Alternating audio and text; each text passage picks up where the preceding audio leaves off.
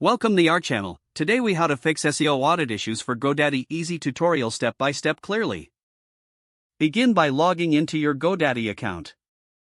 Navigate to your account dashboard and find the website you want to audit. Select the website to access its settings.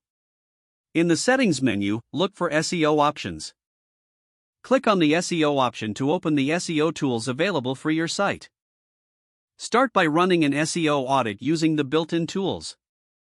Once the audit is complete, review the report for issues that need fixing. Identify critical issues such as broken links, missing title tags, or meta descriptions. For broken links, use GoDaddy's link checker tool to locate them. Once you identify broken links, replace them with the correct URLs or remove them altogether. Next, check your page titles and meta descriptions for any missing entries. Craft unique and descriptive titles for each page on your site. Make sure your meta descriptions accurately reflect the content of the page. Next, focus on optimizing your images. Ensure that all images have relevant alt text that describes the image content. Reduce image file sizes for faster loading times without sacrificing quality. After addressing on-page SEO elements, check your website's mobile responsiveness. Use GoDaddy's mobile preview tool to see how your site looks on different devices. Make necessary adjustments to ensure a seamless mobile experience. Now, look into improving your website's loading speed.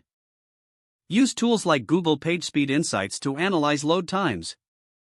Implement recommended changes such as caching and minifying CSS or JavaScript files. Finally, set up SSL for your website if it isn't already enabled. This adds a layer of security and boosts your search engine rankings.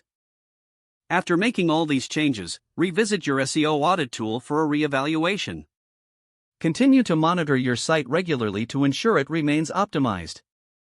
With these steps, you'll effectively fix common SEO audit issues on your GoDaddy site. If the page does not load, refresh the browser or try again in a private or incognito window. Don't forget to like this video and subscribe to our channel for more step-by-step tech guides.